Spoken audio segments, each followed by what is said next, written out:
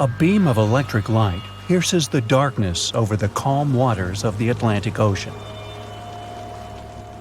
The Titanic is quietly making its way through the waves, its passengers asleep, when suddenly a monstrous white shape is caught in the light beam.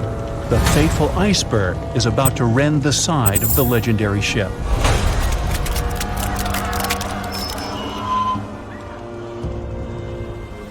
April 14, 1912, only 2 days before someone will take a photo of a giant iceberg with a pretty unusual elliptical shape.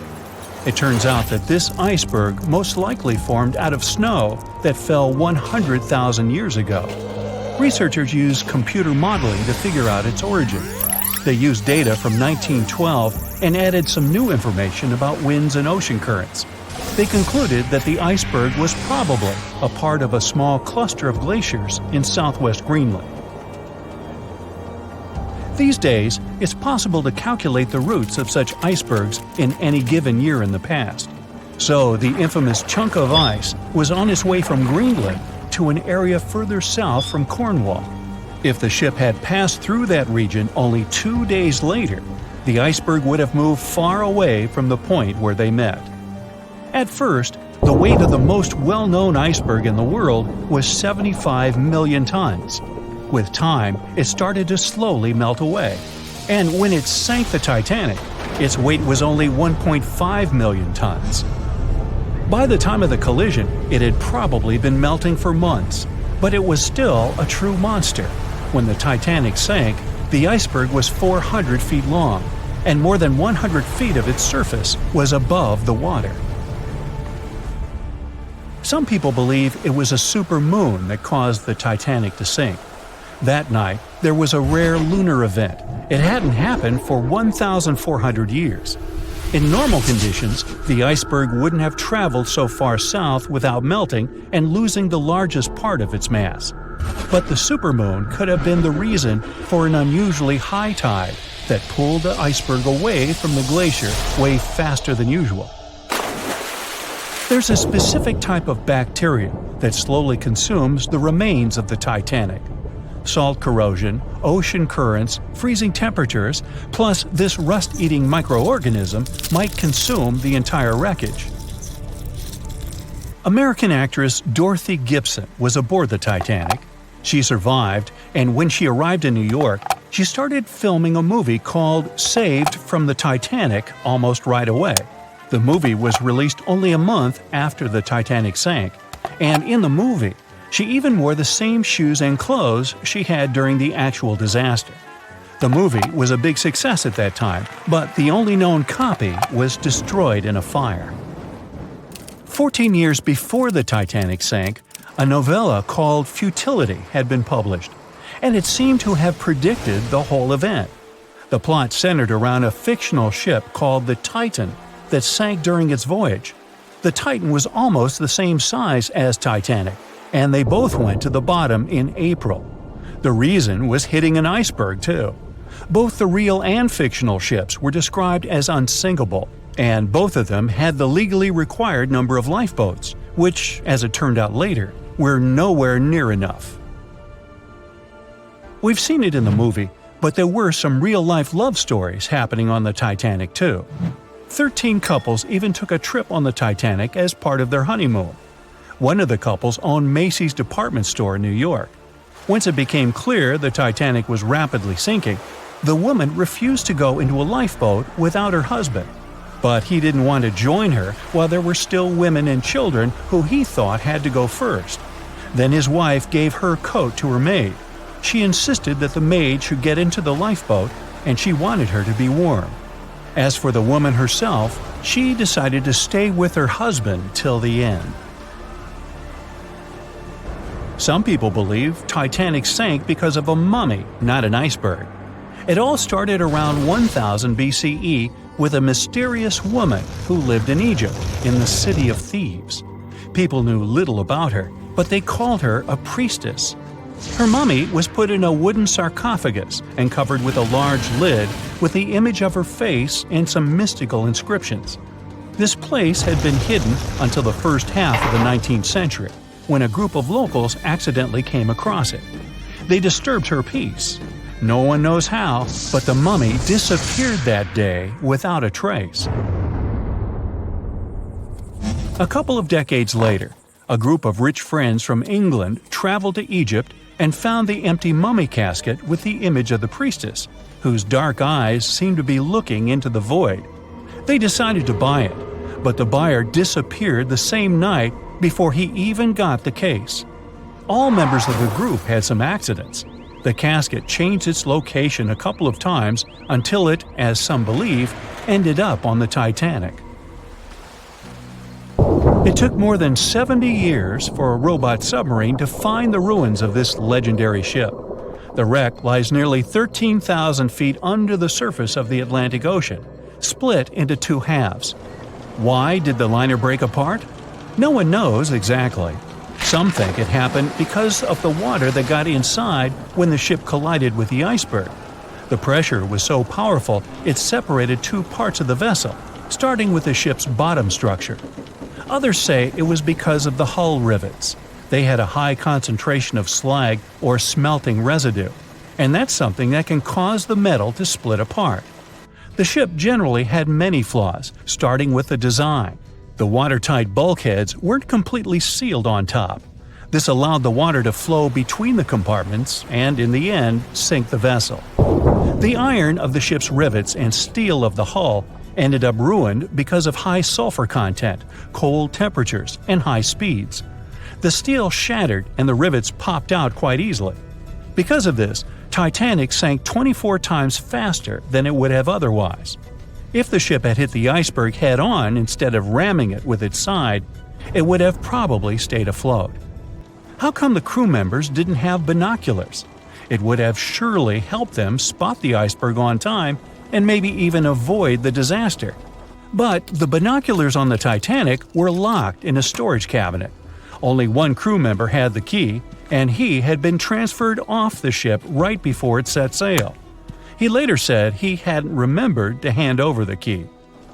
But even without the binoculars, the ship might have had some time to change course and avoid the collision if the crew had gotten some warning.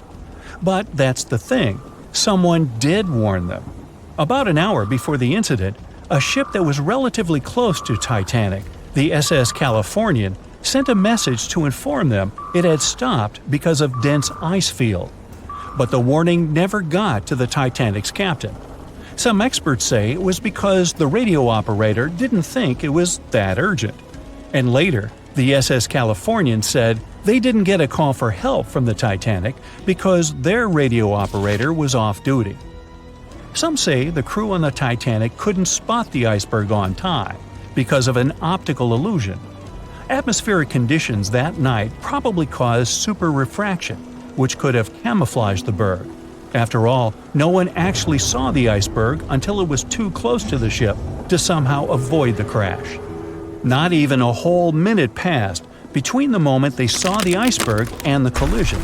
It was only 37 seconds, and it took Titanic 2 hours and 40 minutes to disappear below the ocean's waves.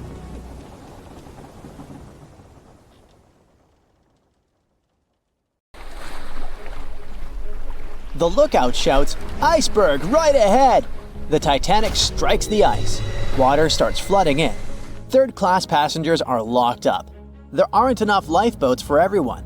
Panic sets in. Violins are playing. The ship sinks. Well, we all know the story of the movie Titanic like the back of our hand by now. But what if I told you that Hollywood lied to us? To tell the real story of what happened that freezing night in 1912, we need to rewind a bit. The lookout shouts, "Iceberg right ahead!" Yep, that part was true. Just before 11:40 at night, Frederick Fleet noticed something darker than the sea directly ahead. As the ship got closer, he realized it was an iceberg. The engines were quickly reversed and the ship turned sharply. Instead of hitting it head-on, Titanic scraped along the side of the berg, sprinkling ice on the forward deck. If you remember, in the movie, Jack and Rose are having a romantic moment when they feel the ship shudder after hitting the iceberg. Everything shakes as if they were in the middle of a light earthquake. Some real-life passengers reported feeling something similar after the impact. But according to Titanic survivor Frank Prentice, it wasn't exactly like that. He said there was no impact as such, and it all felt more like slamming on your car brakes. The ship stopped, and that was that. Some people even slept right through the collision, confirming that there wasn't such an abrupt impact. Mr. Prentice, curious about what had happened, left his cabin and went out to the deck. When he got there, all he could see was a little ice on the surface, not the towering iceberg that Jack and Rose saw.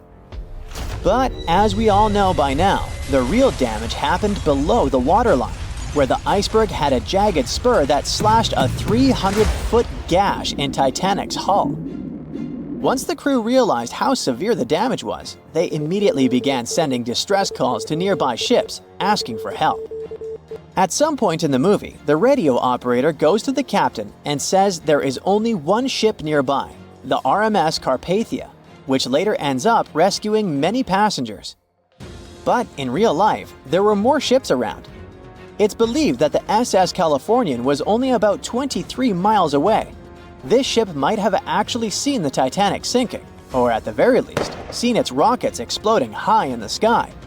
Yet, for reasons we will never fully understand, they didn't try to help.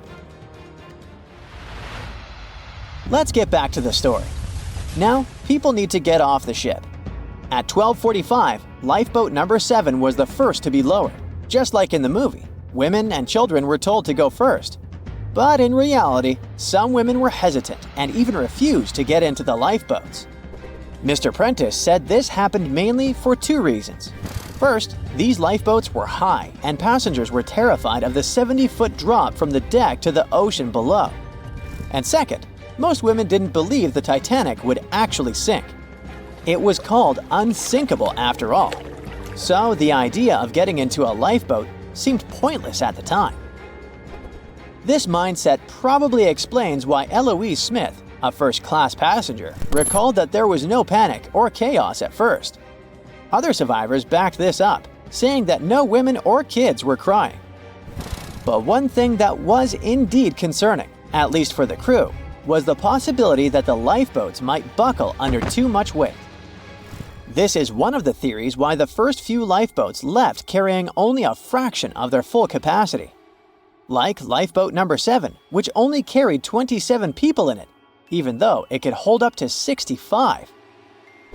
In total, Titanic had 20 lifeboats, which could carry about half of the 2,200 people on board that night. But that didn't happen. And now we know the passengers had no idea there weren't enough for everyone. As women were calmly getting into the first lifeboats, musicians headed up to the deck. Their only goal was to play and keep the passengers calm. That's a pretty well-known fact. But the real story is that some survivors said they never saw or heard the band. No violinists whatsoever. It's not like Hollywood misled you though. The musicians did play for over 2 hours after the ship had hit the iceberg. So maybe these passengers were just too panicked to notice the songs, or the musicians started playing later than we think. Now, it's time to talk about the terrible treatment that third-class passengers received. The movie portrayed the crew as cruel, locking the less fortunate below deck like animals, giving them no chance to reach the lifeboats and save their lives. But the official inquiry into the disaster suggested that wasn't true. I mean, yes, fewer third-class passengers survived compared to those in first and second class, but there were other factors at play. Many third-class passengers were reluctant to leave the ship, clinging to their belongings, and had a harder time making their way up from the cabins, which were at extreme ends of the ship. Some survivors confirmed that they were not locked up. In fact, it was quite the opposite. Mrs. George Wabi, a Lebanese woman traveling in third class, said that when chaos had erupted, some brave crew members and well-dressed first-class passengers had actually helped her get up to the first-class deck and eventually onto a lifeboat. At first, the Titanic was sinking slowly, bit by bit. Passengers reported seeing the water rising and hearing pops and cracks. Then there was a loud boom. Some said there had been just one explosion, while others described it as a series of smaller explosions, which they'd thought had been the bulkheads giving way. And there's also a group of people who said they had only heard a rumbling sound. So not everyone agreed on the sound they had heard, but one thing is a fact. By 2:18 in the morning, the lights on Titanic went out, and the ship plunged into complete darkness. As the bow continued sinking, the stern rose out of the water, putting immense pressure on the middle of the ship. This caused the Titanic to break in two. In James Cameron's movie, this moment is pretty dramatic, with the ship sinking almost straight down into the water. But in reality, the break probably happened at a much lower angle, likely just below the waterline. Even so, it tilted enough that people couldn't stay on their feet and started sliding into the water. One interesting thing is that it wasn't until the wreckage was found in 1985 that it was finally confirmed the Titanic had broken apart. Up until then, survivors had given conflicting stories. At least 8 survivors claimed they had seen the ship split. Emily Ryerson, a first-class passenger, described it as if the Titanic had been sliced in half with a knife. But there was also a small number of witnesses that insisted Titanic had gone down intact. At the time, this theory was more accepted because most people still didn't believe that the supposedly indestructible ship could break in half. So why the conflicting reports? Okay, so what you don't see in the movies, for obvious reasons, is how incredibly dark it was when the tragedy happened. It was like being in a room with no light, where you can only make out shapes and shadows. That's what it was like on the lifeboats. This means passengers couldn't really see what was happening, and most of those who were close to the ship either lost their lives or were too focused on trying to survive to pay attention to the details of the wreck.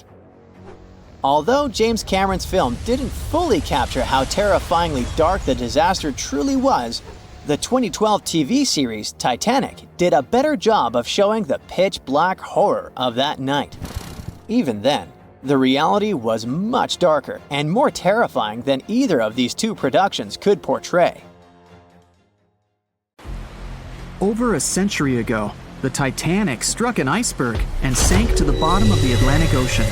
Of the 2,240 people on board, only around 700 survived.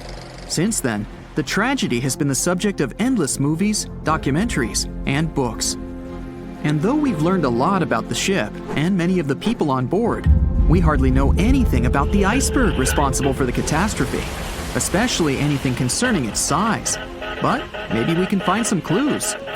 The Titanic was constructed by the White Star Line as part of its new fleet of passenger liners. At the time, it was the largest ship ever built, and it lived up to its name. The ship was 883 feet long, equal to 2.5 soccer fields placed end to end, and 175 feet tall, which is close to 10 giraffes standing on top of one another. From the waterline to the deck alone, the boat was 60 feet high. That's close to the height of a 4-story building. The Titanic was big enough to have veranda cafes, a restaurant, a reading and writing room, a Turkish bath, a gym, and squash courts. There was even space for a swimming pool. The liner could carry a total of 3,300 people, including 2,435 passengers and 900 crew members. Although luxury was important, safety was paramount. The Titanic had been designed to have 16 watertight compartments below its deck. If the ship's hull was somehow compromised in an accident, up to 4 of these compartments could take on the water, while the remaining 12 would keep the ship afloat. Philip Franklin, vice president of the White Star Line, said this was what made the ship truly remarkable. It's believed that the man said, "There is no danger the Titanic will sink. The boat is unsinkable, and nothing but inconvenience will be suffered by the passengers." He was so very wrong. The ship left England for its first and last voyage on April 10, 1912. And all it took was a single iceberg to bring that mighty vessel down. Icebergs are fascinating. They are formed during a process called calving, when large chunks of freshwater ice break free from glaciers and float away into open water. They eventually melt away and disappear. In the northern hemisphere, The majority of these icebergs come from Greenland. In the south, they come from Antarctica. What you see on top of the water is only a small portion of an iceberg. This is just the tip. Most of it, up to 90%, is hidden under the water. Only when you examine pictures of the entire thing can you truly appreciate how massive icebergs are. It's the part of the iceberg you can't see that is often the most dangerous. Beneath the waves, it can have jagged edges in random places. A ship can easily get too close without realizing it, resulting in serious damage to the bottom of the boat. And it's not just big icebergs you have to watch out for. Smaller ones, which are more difficult to spot, can prove to be just as dangerous. A growler, for example, is under 7 feet long, with just a bit more than 3 feet showing above the water. And a slightly larger bergy bit is less than 15 feet in size. The dangers of icebergs were well known when the Titanic set sail. In 1901, the Islander was traveling through the inside passage to Alaska. It collided with an iceberg and sank immediately. Luckily, 138 of the 178 people on board made it to safety. Back then, there wasn't any special equipment for detecting icebergs. The best tool was your eyes. From a special vantage point above the ship called the crow's nest, 2 members of the crew had to stare out over the ocean and watch for potential hazards. The crow's nest was located at the front of the ship, 49 feet above the deck. It was attached to the mast. From this height, a person had a good view of the ocean. If they saw anything suspicious, they could ring a large bell to sound the alarm. After that, they could call from a special telephone to warn the captain of any danger. But imagine what a horrible job this would have been, especially on the night the Titanic sank. The crow's nest wasn't a warm and cozy room surrounded by windows. Instead, it was a large open tub exposed to the elements. On April 14, 1912, the air temperature was around 39 degrees Fahrenheit, which is close to freezing. With the ship moving at about 23 knots, more than 26 miles per hour, the sailors must have felt that frigid cold air pressing against any exposed skin. The only good thing about the job was that the shift only lasted 2 hours.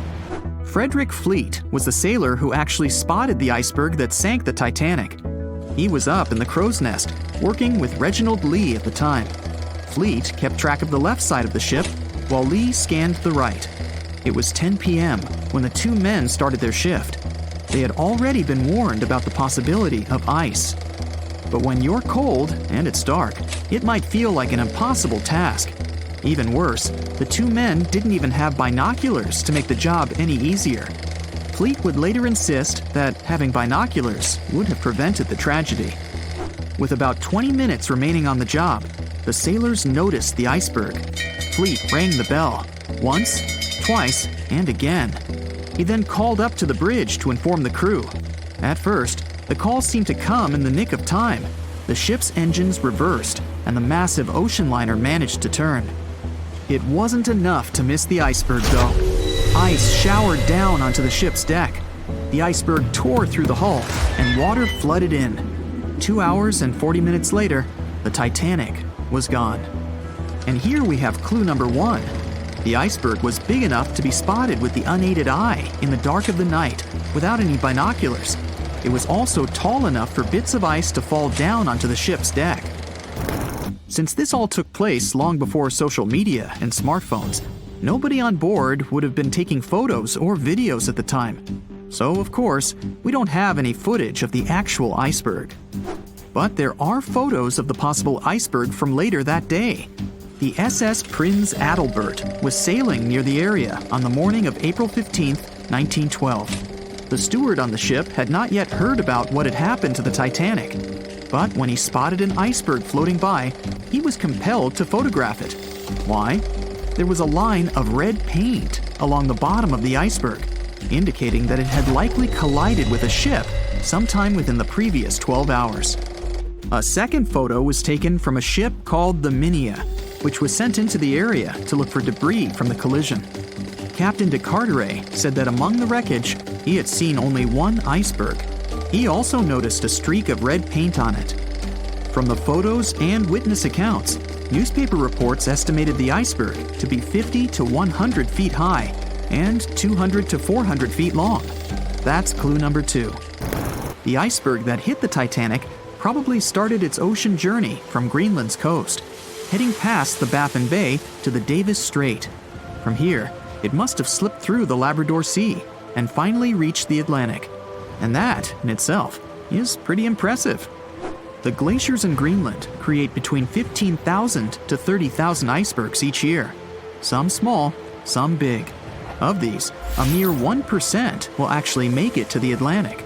The others simply melt along the way. We know that the temperature of the Atlantic Ocean, where the sinking took place, was around 28 degrees Fahrenheit. That's below freezing.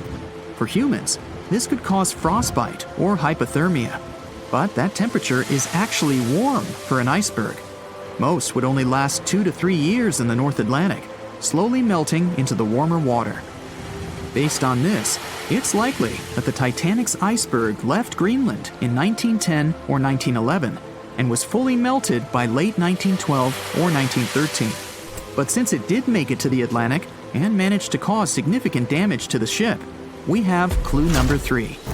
We will never know for certain the size of the iceberg from that day, but we do know that it definitely wasn't a growler or a bergy bit. Both those types of icebergs are much too small. And if the ice was indeed scattered across the deck during the collision, the iceberg must have been a little taller than 60 feet. The newspaper estimates are probably as close as we're going to get. The iceberg that took down the Titanic was indeed a formidable one. And icebergs are still a threat. As recently as 2007, the cruise ship Explorer struck one and sank in Antarctica's Weddell Sea. Luckily, everybody survived. The International Ice Patrol was created in 1914 following the Titanic's sinking. The organization is still in operation today, made up of representatives from several countries. Using airplanes and radar, the patrol locates and tracks larger icebergs, making the information available to anyone who needs it and preventing more ocean tragedies in the process.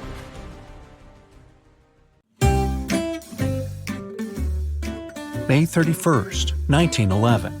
The second Olympic-class liner is finally complete after 2 years of construction. It'll be ready for its first voyage a year later. It's the most luxurious ship in the world. They call it Titanic. You just read the groundbreaking news in the Daily Herald and decide to treat yourself to a trip on this floating gem. You head over to the White Star Line's headquarters in London to buy yourself a ticket. You get the cheapest first-class fare for £30. That would be over $4,500 today. Wednesday, April 10th, 1912. The day is finally here. You must be in Southampton at 9:30 a.m. The third-class passengers board the ship first. Then the second and first classes follow an hour before the vessel sets sail. Stewards on board welcome everyone and show them to their cabins. Now it's your turn. The majestic ship in front of you is bigger than you imagined. As you board the Titanic, Captain Edward Smith himself greets you. Your trip will begin shortly. By the time the liner stops at Cherbourg in Queenstown, over 2,200 passengers and crew will be on board, embarking on their transatlantic trip. The Titanic is ready to sail, and you hear the horns from the deck as you wave goodbye to the people below. But just a few minutes later, you hear panic rising on the deck. You run up to the railings to see what's going on. It's another ship coming too close. The side of it says SS City of New York. Titanic has barely left the dock, but it looks like there's about to be a collision. The captain manages to steer clear of the other ship within just a few feet. Phew, that was close. The ship is scheduled to arrive in New York a week later on April 17th, but that's only if things go according to plan. The weather is clear until Sunday the 14th.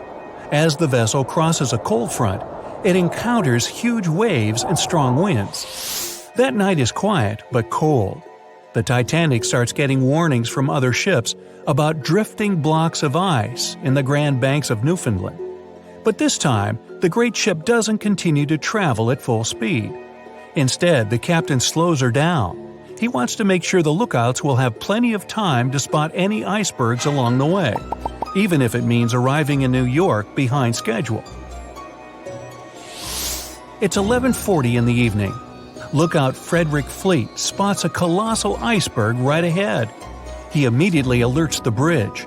The first officer tells the steersman to go around the iceberg, and the rest of the crew members must stop the engines right away. Everyone on board is working together to avoid the obstacle. But in this story, the steersman doesn't panic. He immediately turns the wheel the right direction away from the iceberg. Many passengers have already been awoken by the commotion and jostling. Some go on the deck in their nightgowns and pajamas to see what's going on. A few peek over the right side of the ship to get a closer look. You and everyone else watch anxiously with white-knuckle grips on the railing. The stress and cold make you shiver. You can't help but wonder if the Titanic will collide with the iceberg. It's getting closer and closer. Onlookers hold their breath. It's so quiet you could hear a pin drop. And then, within a mere inch, the ship slowly sails by the ice monster. There was no contact, no gap ripped in the hull hundreds of feet long that would allow water to flood into the lower compartments. Everyone starts clapping and hugging each other.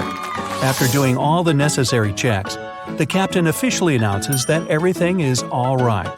He invites the passengers on the deck to come inside for a hot cup of tea before they go back to their cabins. You follow the group and see the captain leaving to go report the incident.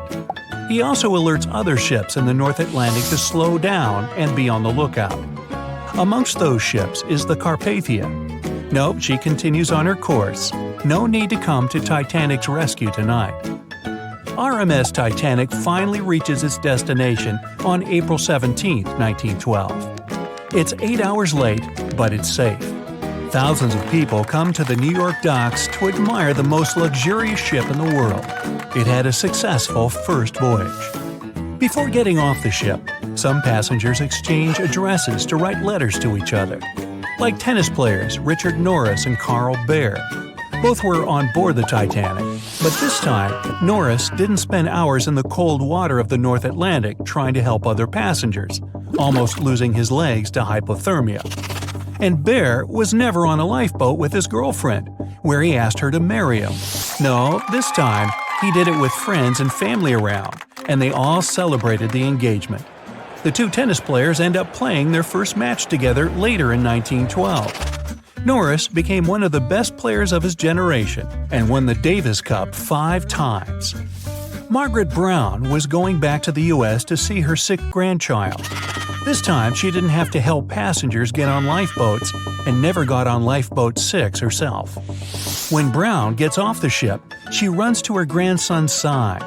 This time, she never met the crew or the captain of the Carpathia to give them an honorary silver cup. She kept doing philanthropic work, but she never became known as the unsinkable Molly Brown.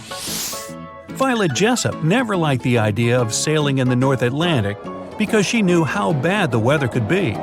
She was cautious, having just survived a crash a few months earlier.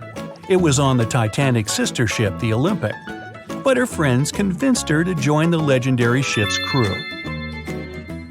This time, she was never called on deck to help passengers and never boarded Lifeboat 16. She continued working on the Titanic until her retirement, meaning she was never taken on as a nurse of the Britannic, and in November 1915, it didn't become the third shipwreck Jessup would survive.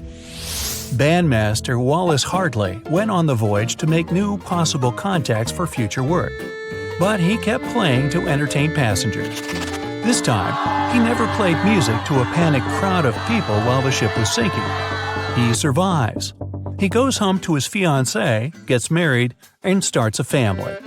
He continues entertaining people on the North Atlantic run. This time, his mourning fiancée never received his violin, and the historic Titanic memorabilia was never sold in 2013 for $1.7 million. Bertha Main met the love of her life, Quig Baxter, in Brussels while he was traveling with his mother and sister. Baxter wanted to take Main with him, so he secretly booked her a cabin under the name Mrs. de Villiers. This time, he never had to guide his family to a lifeboat. His family met his girlfriend when they got off the ship, not on Lifeboat 6. This time, Baxter survived. He returned to Canada with his girlfriend, and she never went back to Europe alone.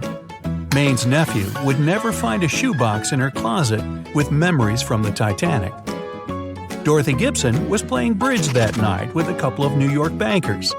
When she went back to her stateroom with her mother, she never heard that long, sickening crunch and never got on Lifeboat 7. And in May 1912, she doesn't star in a movie about surviving the Titanic because there was no crash to survive. She went on to do great things, and she eventually moved to France with her mom. In this hypothetical story, the Titanic went on to have a successful career. It was the most luxurious ship for many years to come. It did the North Atlantic run countless times, and it successfully delivered passengers and mail where they needed to go. After 25 years in service, the old liner was scrapped. Another large vessel replaced it. It had more room for lifeboats and a large enough deck for people to walk and play. The White Star Line Company would eventually merge with their competitors. But this time, because their ships didn't sink, they made enough profit to continue going strong. In 1980, the company would become a major airline. Their first trip was from Dublin to New York. The plane was nicknamed Titanic in honor of the airline's historic ship. And this time, in 1985, the only thing oceanographers find at the bottom of the North Atlantic is corals, fish, and mollusks. And a rather large blue diamond necklace. Hold on. Nah, just some broken blue glass. Never mind. It was the very beginning of the year 1912. A giant chunk of ice broke off a glacier in southwest Greenland. The ice was made up of the snow that had fallen about 100,000 years before the event. That was the time when mammoths were still roaming the planet. The iceberg started its journey. It was a huge thing, more than 1,700 feet long. It weighed around 75 million tons. It was also a very peaceful chunk of ice. It steered clear of ships and busy transport routes, not that there were many in the place where the iceberg was born. And then, it somehow floated much further to the south than other bergs did. Our iceberg was lucky. Others melt long before they get to these latitudes. Out of 15,000 to 30,000 icebergs that drift away from Greenland's glaciers, only 1% ever makes it all the way to the Atlantic. That's why it's so amazing that in April, our iceberg the Traveler was already more than 5,000 miles away from the Arctic Circle. Even after melting into the water for months, this block of ice still weighed an impressive 1.5 million tons. It's almost twice as much as the Golden Gate Bridge. The iceberg's top part was towering over the surface of the ocean for more than 100 feet. And still, if you noticed it floating next to your ocean liner, it would have looked harmless, but only at first glance. Like only a tiny part of a jumbo piece of ice. The largest part of any iceberg is always hidden under the surface. A mere 1/10 is normally visible above the water, and the berg we're talking about wasn't an exception.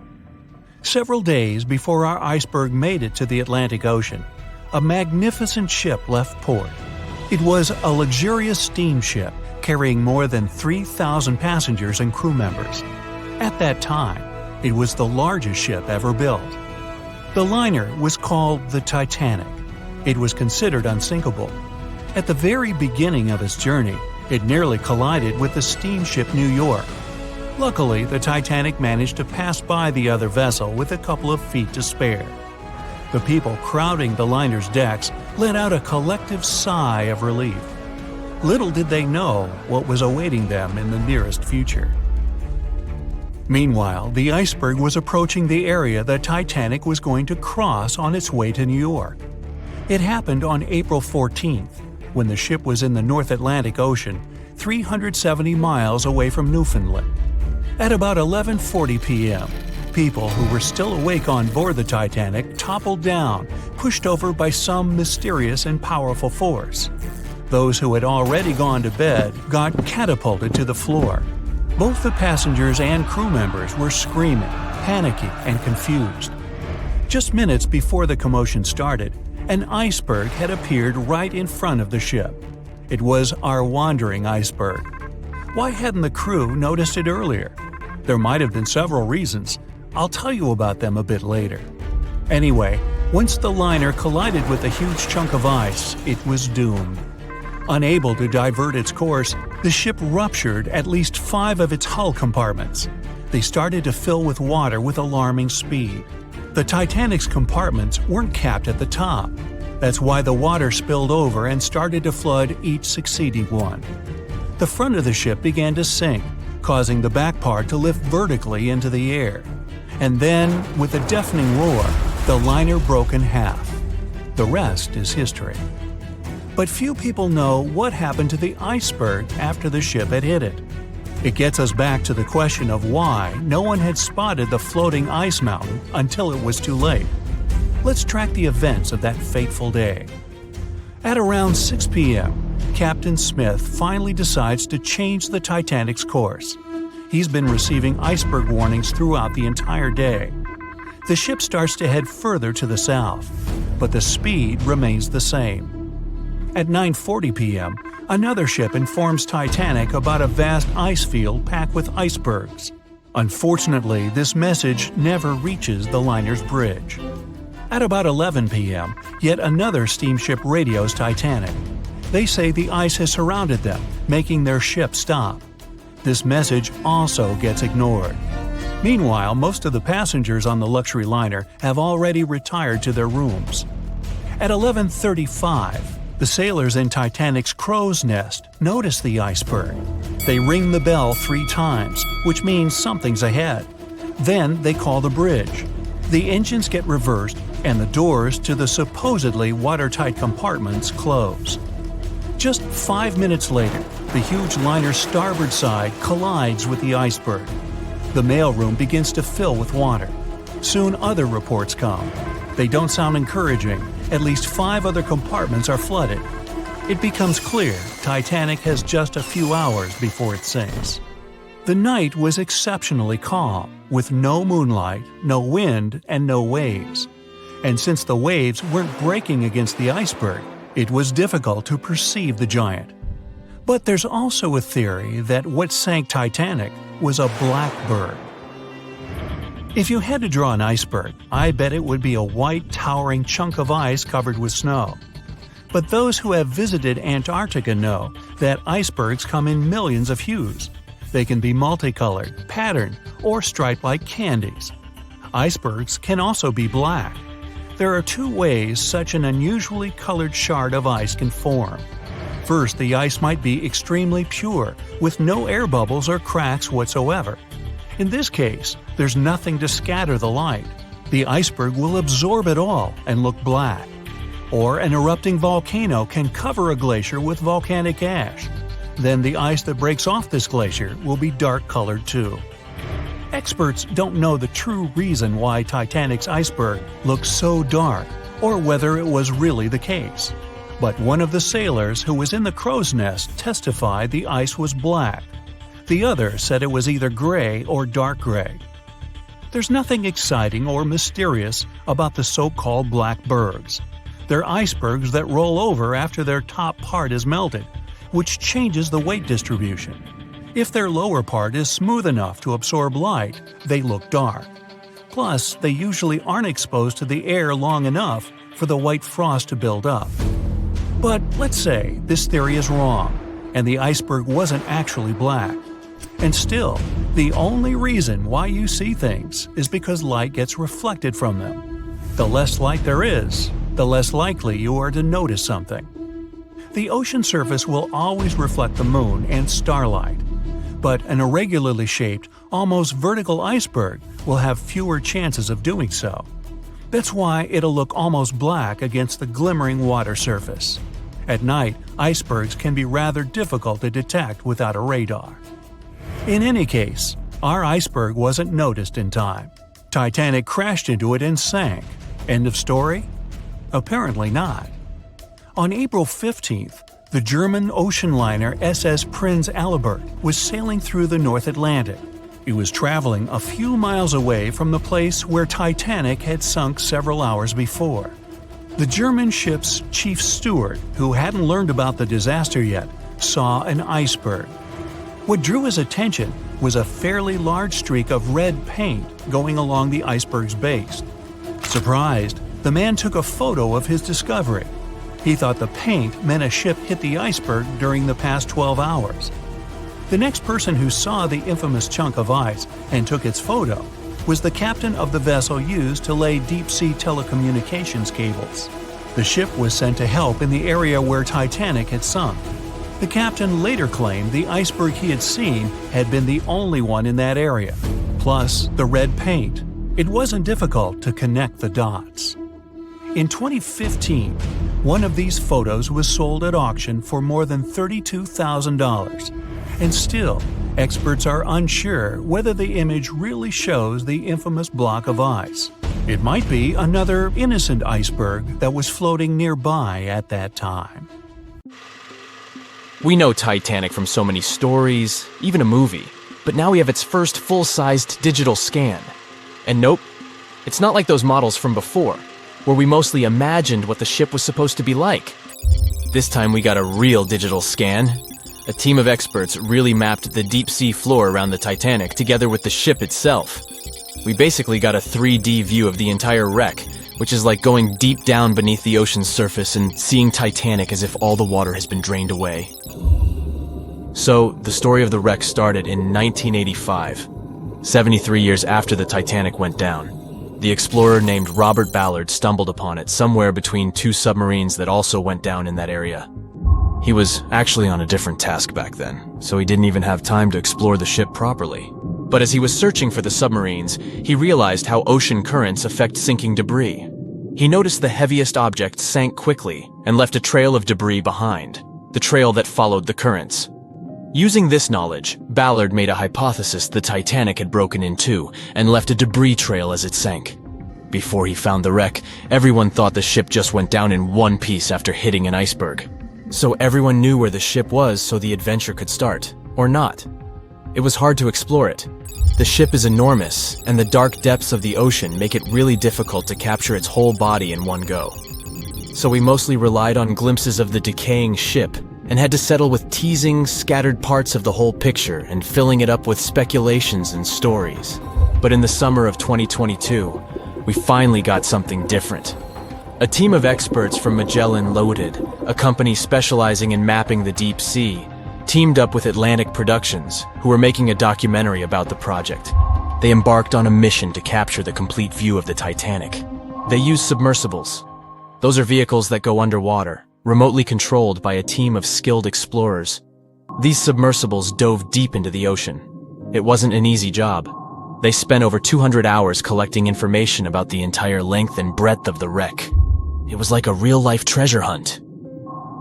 But instead of finding gold and jewels, they took something even more precious. Over 700,000 images of the Titanic from every angle possible. Yup, they took photos of every tiny part of the ship, even the not-so-interesting bits most of us would usually skip. Even mapping the muddy parts was an important part, because it helped fill in the gaps between the more exciting things they discovered. And this was a way for all of us to finally get a detailed 3D reconstruction. Even though it's been more than 100 years, you can still recognize the bow of the Titanic, covered in rust that hangs down like stalactites. On top of the bow is the boat deck, where a big hole gives us a glimpse into the empty space where the grand staircase once stood, like a window into the ship's glamorous past. Its stern is now a wild mess of twisted metal. As the Titanic went down, this part collapsed and spiraled into the seabed. The bow and the stern ended up separated by about 2,600 feet. There's a vast field of debris surrounding this giant, stuck on the seafloor. This debris is like a scattered treasure trove, full of intricate metalwork from the ship, statues, and even unopened champagne bottles. There are also personal belongings that went down together with the ship, like dozens of shoes resting across the seafloor. It was a tough task to do, go down and take all those pictures. It may not sound that hard at first, considering it was the vehicle that really immersed itself into such deep parts of the ocean, not the people. But studying the ocean is hard. We haven't explored, mapped, or even seen over 80% of it. The conditions are harsh, and the pressure becomes more intense the deeper you go. And their vehicle had to dive down to nearly 13,120 feet below the surface. That's like 12 Eiffel Towers stacked on top of each other. Plus, you have strong currents in that area, so it was probably like trying to navigate through a watery maze. And submersibles weren't supposed to touch anything. Even the slightest wrong step can damage the wreck that was already so fragile. It seems like the Titanic is frozen in time, so it will always be there waiting for us. But in reality, it's slowly disappearing. It's pretty obvious that the ocean water ruined it considering how long it has been down there. But it's not just that.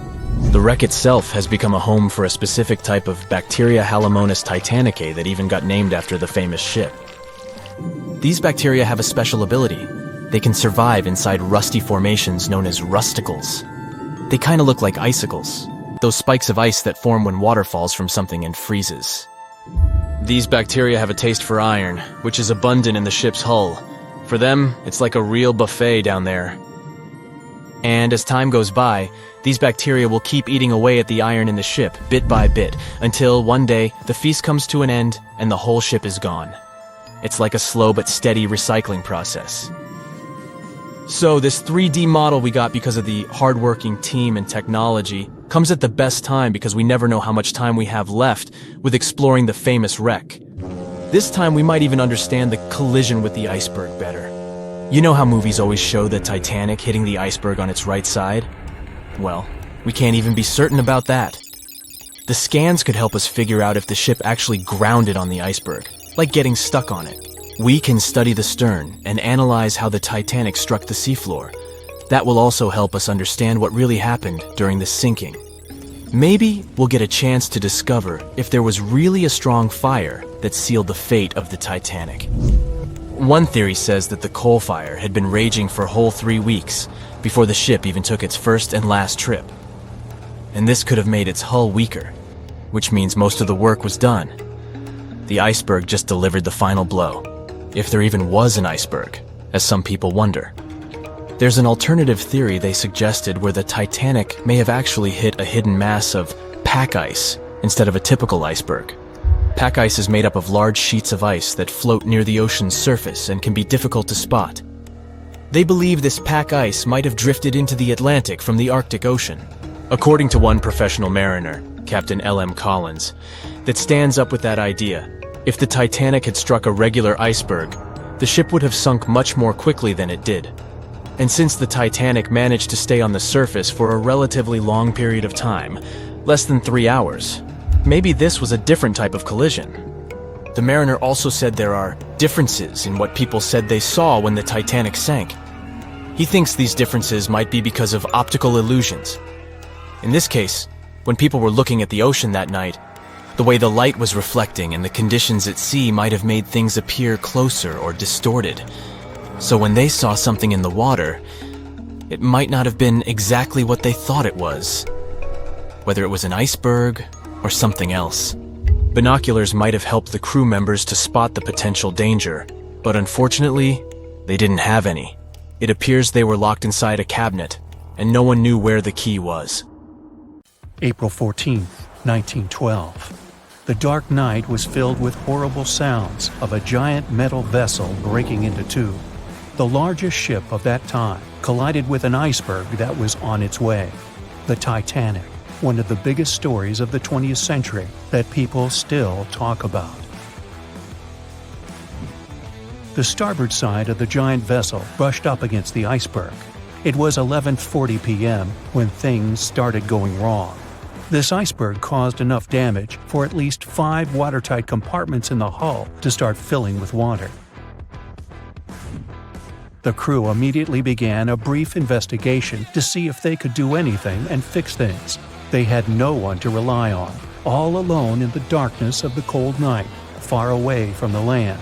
The North Atlantic Ocean, around 400 miles south of Newfoundland, Canada. They needed time to figure out how to bring people to safety.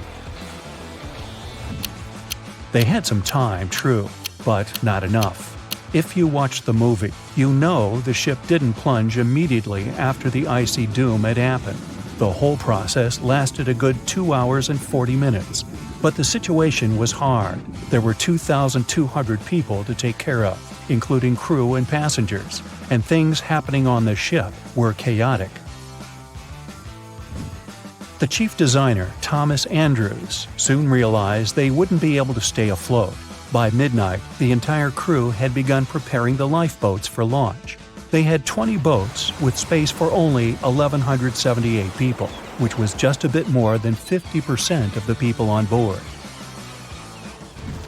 The order was to get women and children to safety first. Crewmen were there to row and guide the boats. The scene over the next 2 hours gradually started escalating. The crew members had a task to wake up passengers and warn them something bad was happening. They wanted to place them into a fleet of lifeboats as soon as possible. At 12:15 a.m., some crew members sent out a distress signal. A steamship called Frankfurt was among the first ones that received the message and responded, but they were about 170 nautical miles away. Some other ships also got the message and offered their assistance, but sadly, they were too far away as well. At 12:20 a.m., the Cunard liner Carpathia got a distress signal from the Titanic and changed its course right away. They were 58 miles away at the time, and it would take them more than 3 hours to get there. 20 minutes later, the crew was lowering the first lifeboat. It was carrying only 27 passengers, although it had room for 65. Many of the lifeboats that were launched first were well below capacity.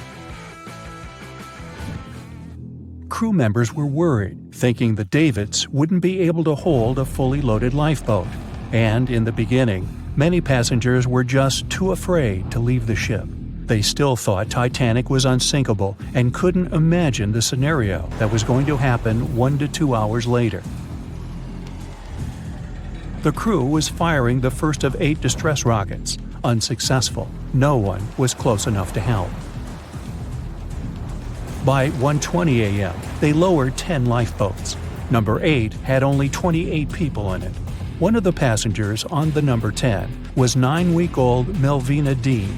She would later become the last survivor who lived until 2009 and turned 97.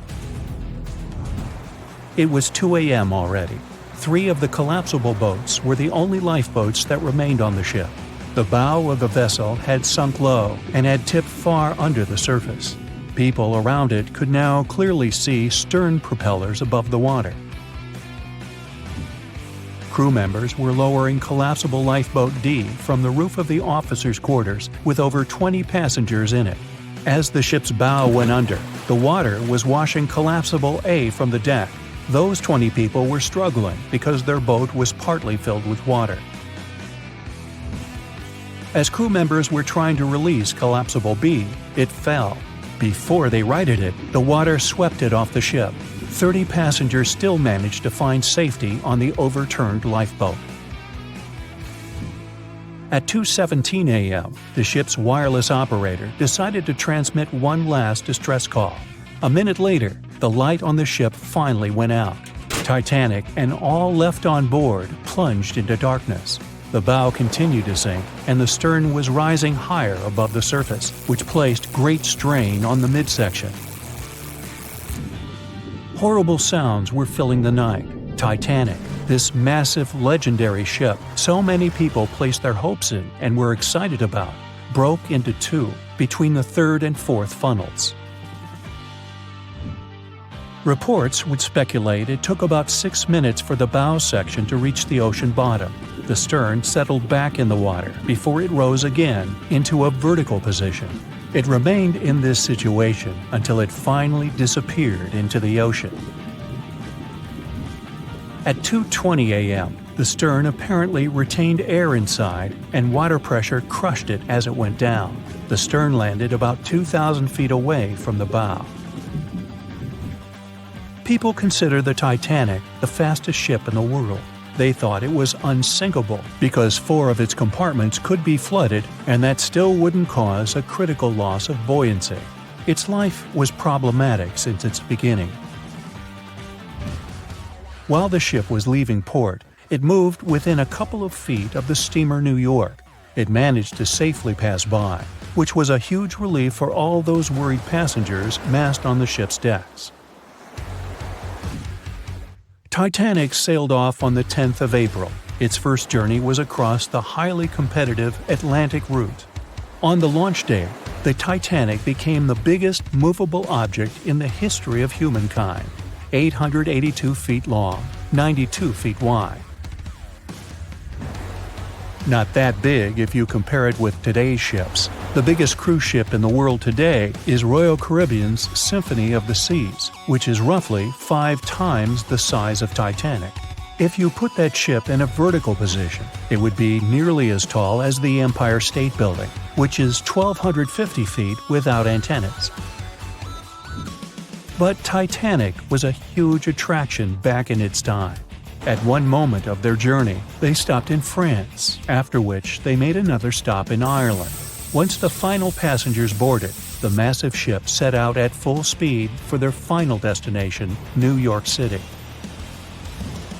4 days after the beginning of its journey, Titanic failed to divert its course from a huge iceberg, the story we all know about. Only 700 people survived, and most of them were women and children.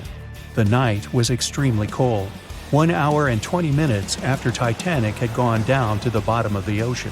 Survivors weren't even sure someone was coming to save them. Finally, they saw the light.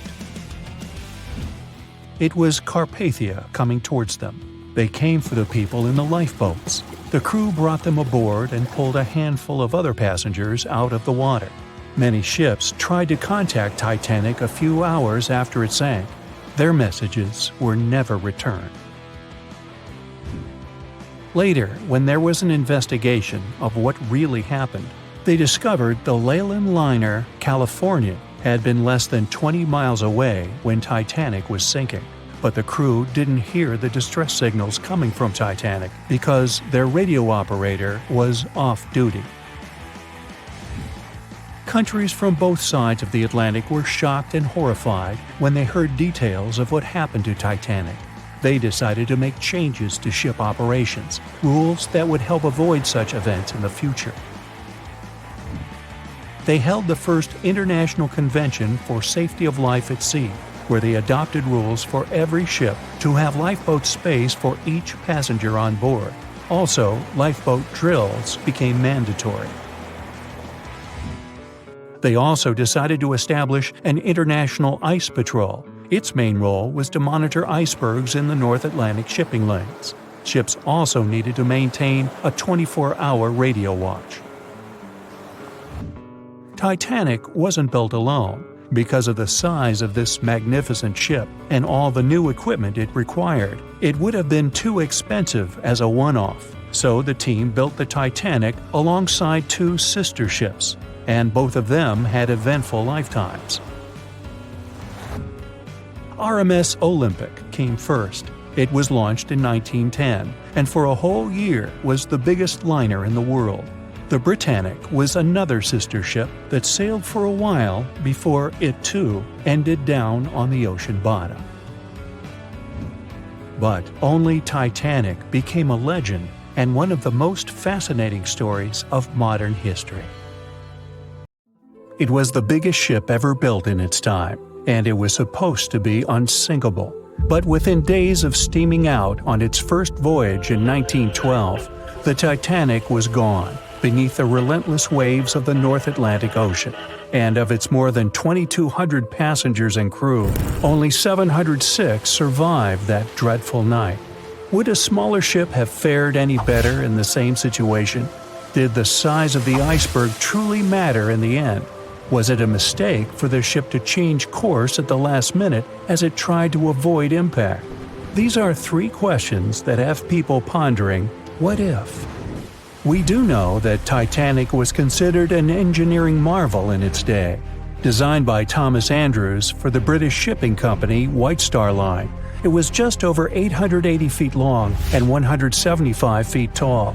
Built with abundant space for 840 staterooms, a swimming pool, a squash court, a gym, and 2 dining rooms. But it was below deck that one of its most impressive new features could be found. Titanic's hull was divided into 16 compartments designed to be watertight. Up to 4 of these compartments could take on water in the event of a breach, with the remaining 12 helping to keep the damaged ship afloat. It was thanks to these compartments that the ship was regarded as unsinkable. Rumor has it that Philip Frank, White Star Line's vice president, even declared, "There is no danger that Titanic will sink. The boat is unsinkable, and nothing but inconvenience will be suffered by the passengers." On April 14, 1912, that proved to be mistaken when Titanic struck an iceberg. As ice ripped along the ship's hull, several of those watertight compartments ruptured. It took only 2.5 hours for Titanic to sink. Did the size of the iceberg that hit Titanic seal its fate? Would a bigger or smaller iceberg have made any difference? Icebergs come in a wide variety of shapes and sizes. They are pieces of ice that have broken away from glaciers or ice shelves in the Arctic and Antarctic, and are now wandering across the ocean until they eventually melt. One of the tallest icebergs ever found would have easily dwarfed Titanic. Discovered in 1957, it was 550 feet high. That's close to the height of the Washington Monument. Imagine ramming into something that big. Smaller icebergs, though, can turn out just as dangerous. Some are the size of houses and called bergy bits. Others, closer to the size of a car, are called growlers. These can be much harder for ships and boats to locate, making them more difficult to avoid. And though smaller, they can produce a lot of damage when hit. It's also critical to recall that icebergs are always bigger than they seem, with the majority of their mass lurking below the ocean surface. In fact, over 80% of an iceberg's volume is underwater. Most of its sharp, jagged edges cannot be seen. Roam too close, and you risk damaging your ship's hull. Because Titanic had little notice of its impending doom, a smaller iceberg, struck at the same angle, could still have been enough to bring that mighty ship down. Now, it's possible that had the iceberg been larger, it would have been spotted sooner. Titanic might have had time to alter course and avoid the impact. But missing that one iceberg would not have guaranteed Titanic's safety. It was traveling in a dangerous stretch of the Atlantic called Iceberg Alley. It's located 250 miles east and southeast of Newfoundland, Canada. Behind one iceberg, there could be another, and another after that. And so the crew on board had to remain very attentive to avoid several potential collisions, not just one. A smaller ship might have been better suited for the trip. Titanic's size was certainly a challenge when it came to steering. In fact, it had just left her dock in Southampton when it nearly collided with another smaller ocean liner, the SS New York, missing it by just 2 feet. The gigantic steamship was obviously not made for maneuvering quickly in tight quarters. A ship that size required time and space to change course. But when it comes to ships versus icebergs, a ship's size doesn't always matter. The Islander was a steamship designed to travel the Inside Passage in Alaska. In the summer of 1901, it struck an iceberg, which tore a hole in the front portion or bow of the ship. The vessel did not sink right away, and the crew tried to steer it to safety. Ultimately, its bow completely submerged, and its stern was lifted up and out of the water. It didn't take much longer before the ship sank completely. Of the 168 passengers and crew members, 128 survived, and $3 million in gold was lost. Islander had a 240-foot hull, making it almost a quarter of the size of Titanic, and that smaller size didn't seem to be much help in preventing a collision with an iceberg. And then there was the Hans Hedtoft in 1959. Also known as the Little Titanic or the Danish Titanic, it was referred to as the safest ship afloat. It was 272 feet long with 95 people on board. Much like the real Titanic, the Hans Hedtoft was specifically engineered to handle most of what the sea could throw its way. Along with its double steel bottom, it also had an armored bow and 7 watertight compartments. How could such a ship sink? But it could, and it did. It was on its first voyage, returning to Copenhagen, when it ran into trouble. On January 30th, it hit an iceberg. An SOS was sent, but when the Johannes Cross arrived to help, the Hans Hedtoft was nowhere to be found. The only evidence of the ship's existence was a lifebelt that was washed ashore in Iceland 9 months later. Again, the ship's smaller size didn't work in its favor. A smaller size of Titanic wouldn't have guaranteed a safe voyage in 1912. The final what if concerns the last-minute choice when the iceberg was spotted and the alarm sounded. First, Titanic could attempt a complete stop, but this wasn't an option as the ship needed a half a mile to come to a halt, and the iceberg was a mere 900 feet away. Second, the Titanic could attempt to avoid the iceberg by steering away from it. This is what the captain ordered, but the attempt was unsuccessful, resulting in a deep gash across the ship's hull. The final option? To hit the iceberg head-on. Would this have made any difference? The answer is an intriguing maybe. Some think a head-on collision would have saved Titanic. In this scenario, the collision would have limited the damage to the very front of the ship. Instead of the iceberg tearing through the hull and compromising several of the watertight compartments, only 4 of the compartments would have been breached. This meant the others could do their job of keeping Titanic afloat. The ship could be stuck, unable to move, but it would remain above water until help arrived. This would provide a ship like Carpathia enough time to reach the scene of the accident and bring the people on board to safety. One of the Titanic's designers, Edward Wilding, made a similar claim during an inquiry into the sinking. He argued that most people would have survived a head-on crash, and that Titanic itself would not have sunk. Others disagree, though. First, the special bulkheads on Titanic were designed specifically to protect the ship against collisions with other vessels, not with icebergs. These compartments would crumple upon impact, absorbing some of the force while the other ship absorbed the rest. Though the damage would still be extensive, the remaining bulkheads would keep the ship afloat. But an iceberg does not have the same flex in a collision as you would experience with another ship. Most of the force would be absorbed by Titanic, resulting in greater damage to the ship. Even worse, the impact would be carried through the full length of the ship.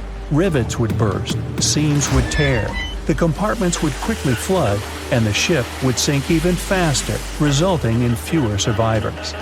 In any case, as with most what-ifs, we'll never really know the answer. As tragic as Titanic's first and last voyage was, it did result in changes that helped make venturing out to sea much safer.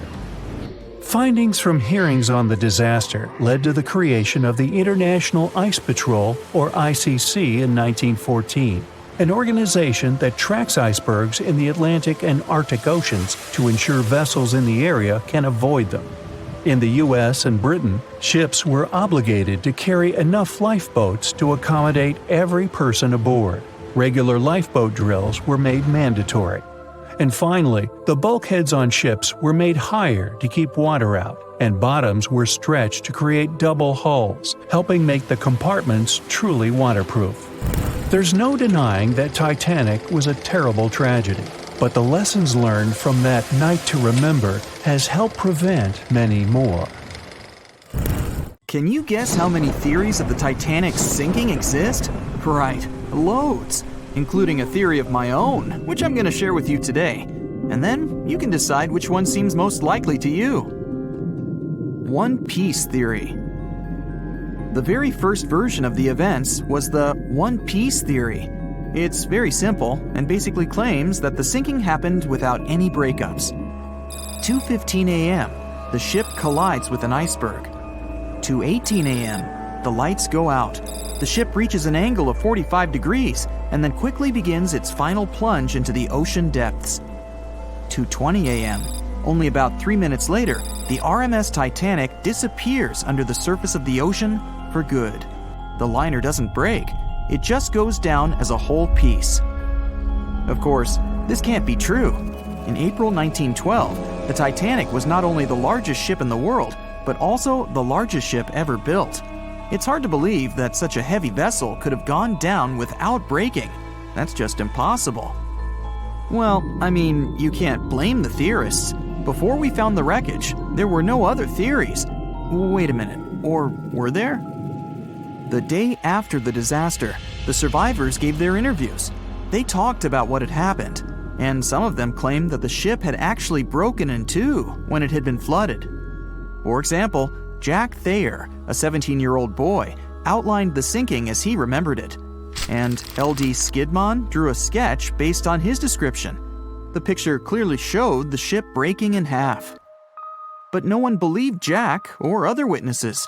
There was no evidence, so their claims were received with a grain of salt. But in 1985, things changed. First breakup theory. That's when Robert Ballard found the wreckage of the Titanic in the depths of the ocean. When people saw the wreckage, it became clear that Jack and the other survivors had been right. The Titanic did indeed break in two when it sank. So it's time for a new theory. 2:15 a.m. The keel breaks, the starboard list eases, and the hull continues to bow and crumble. 2:17 a.m.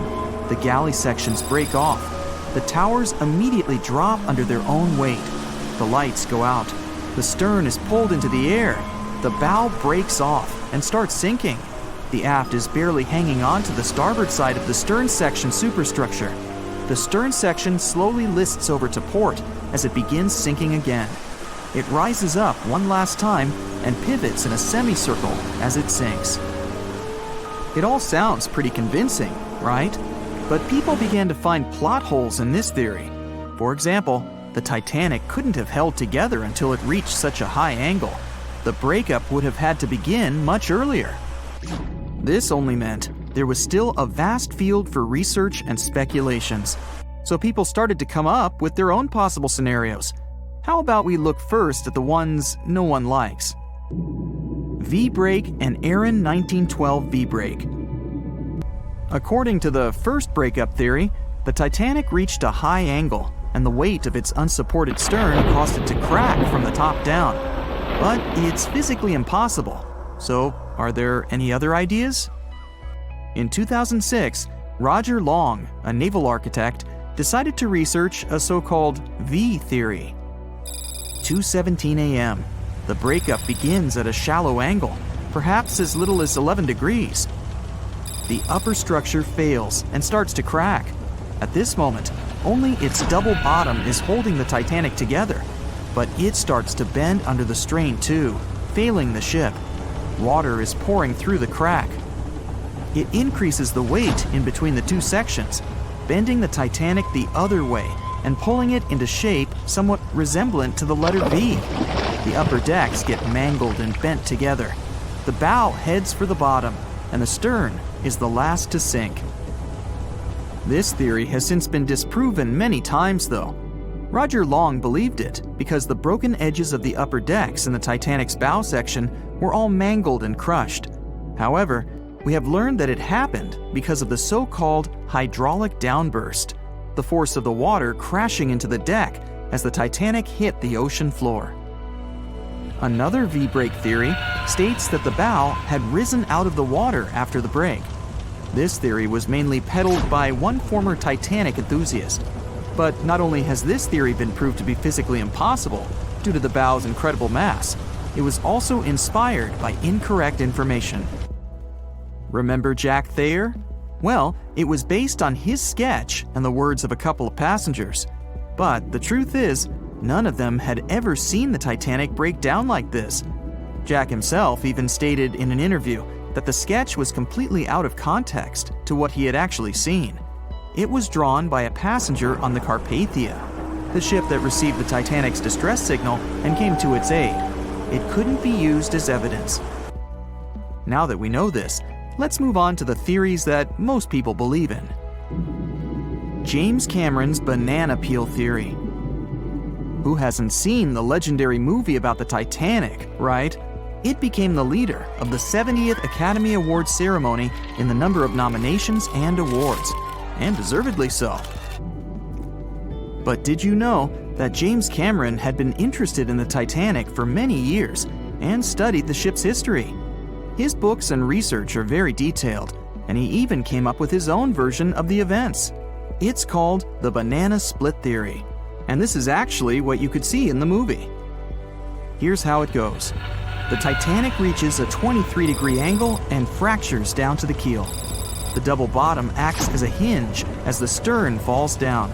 When the double bottom fails, the bow and the stern separate.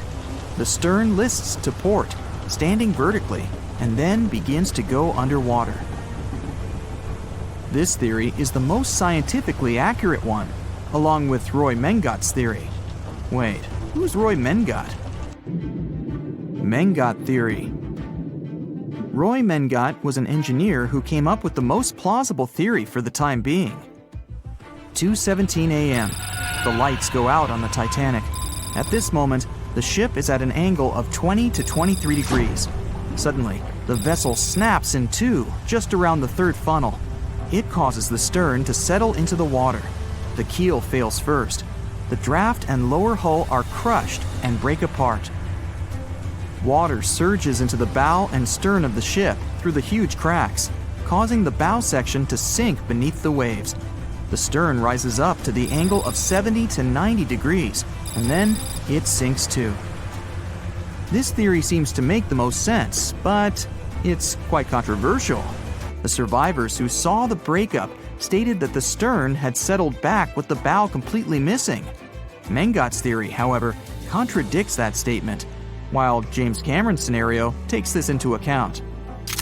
Are you thinking what I'm thinking? The truth must be somewhere in the middle. My version. Now, as promised, I'll provide you with my version of the events. Well, it's not really my theory, more like a combination of Roy Mengat's and James Cameron's ones. I believe that James Cameron was right about the breakup. 2:17 a.m. The ship is at a high angle. The lights go out. Then it snaps into two pieces. The bow starts sinking. The double bottom is still attached to the stern for a minute or so. Once the double bottom fails, the two parts separate and the bow goes down. Then, as Mengat said, the stern rises up at a high angle, and then it begins to sink vertically. It might have actually happened because the survivors stated that they had seen a clean break. This means it couldn't be hidden. And they had also seen the stern staying vertically in the air for a long enough time, probably a few minutes, before disappearing. Anyways, all of these are just speculations. Regardless of how the Titanic broke apart and sank, it was a great tragedy. It's already been 110 years since the Titanic collided with an iceberg and sank. Did you know that in 2022, the Blue Star Line Company is completing the construction of an exact replica of the Titanic?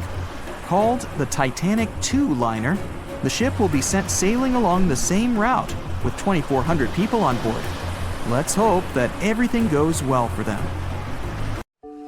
Once a famous giant, the largest ship of that time, now two grand pieces lying on the ocean bottom about 2,000 feet apart, torn by the catastrophic collision of time itself. The stern of the Titanic got completely ruined after hitting the ocean floor, but you can still recognize the bow since many interiors were left preserved. There's a type of bacteria found on the ship's rusticles. A rusticle is this brownish formation of rust. It occurs deep underwater when the wrought iron the ship is made of oxidizes. It means the bacteria eat the iron of the Titanic's hull, piece by piece. And it seems they might finish their snack by 2030, way sooner than when anyone would expect the wreck to be gone forever. You may think it would probably be easier to take the wreck out of the water so that we got to keep it, but it would fall apart if anyone tried to do that. It's been in the water for more than 110 years now, and is now so rusty that no one would be able to reconstruct some parts even if we managed to get the ship out of the ocean depths. What do you think? Could any of about 700 people that had survived the sinking of the Titanic hear it hit the ocean bottom? The largest ship that had ever been made till then disappeared literally before their eyes after all. But sound most likely wouldn't have traveled from water to air. We can't hear that well in water because our bodies are not designed to hear in such environments. And although passengers were close to the sinking site, the Titanic still hit the bottom a long distance away, 12,500 feet. There are so many underwater landslides and earthquakes we cannot hear, and they make way more noise than a single ship slamming into the ocean floor. Most vibrations and sounds must have dispersed over a large area. Also, the downblast of water, which many believe hit the Titanic after it had touched the bottom of the ocean, would have pushed back the majority of the potential acoustic vibrations. Plus, the bottom of the ocean is not hard enough to produce such loud noises. Many survivors said they had heard terrifying noises as the Titanic was breaking apart, but none mentioned hearing anything after the ship disappeared below the surface of the water. Some survivors shared how chaotic it was when passengers, mainly women and children, were getting into lifeboats. There weren't enough boats, and still, some of them weren't even filled to their full capacity. No one knew how to react properly in such a situation. The lifeboat drill had been scheduled for the morning before the Titanic hit the iceberg, but for some reason, it got canceled. A giant ocean liner everyone believes is unsinkable takes a trip across the ocean. On its way, it strikes an iceberg and sinks. Yeah, we all know how the story goes. But what's scary is that it's also the plot of The Wreck of the Titan, a novel published in 1898, 14 years before the Titanic went to the ocean bottom or was even constructed. In the novel, the Titan, what a scarily accurate name too, didn't have enough life jackets, vests, and lifeboats for all the passengers on board. It was also the largest ship of that time, almost identical in size to the Titanic, and both the Titan and Titanic sank in April. Dorothy Gibson was an American silent film actress. She was also one of the Titanic passengers. She survived the catastrophe. Right after she came to New York, she started filming Saved from the Titanic. The film was released only 1 month after the ship sank. Dorothy was even wearing the same shoes and clothes she had worn when she had actually been on the ship. The movie was successful, but it got destroyed in a fire, so it only exists in memories, like Jack Dawson. Titanic wasn't all alone in the restless waves of the cold ocean near the iceberg it struck. The SS Californian was relatively close. Their radio was shut off for that night though. At one moment, the crew members noticed mysterious lights in the sky. They immediately went to wake their captain up to tell him, but he issued no orders. Some believed it was just fireworks. They never realized it was actually a call for help.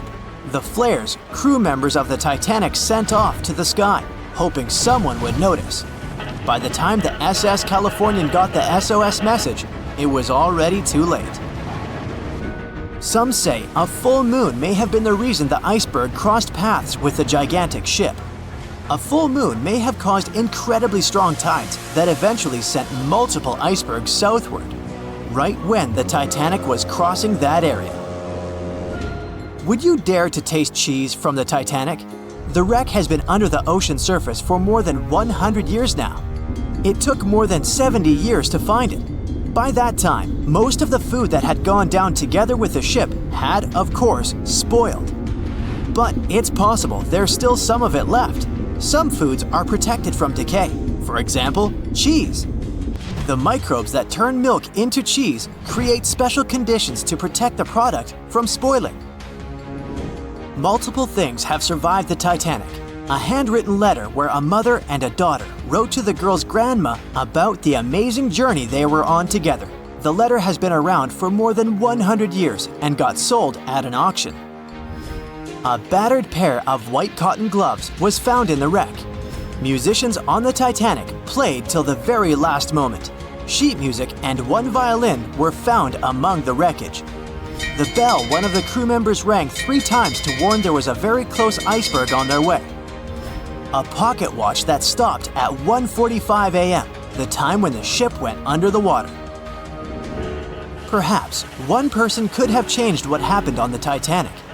David Blair was a pretty lucky man. He was supposed to take the spot of the second officer of the Titanic.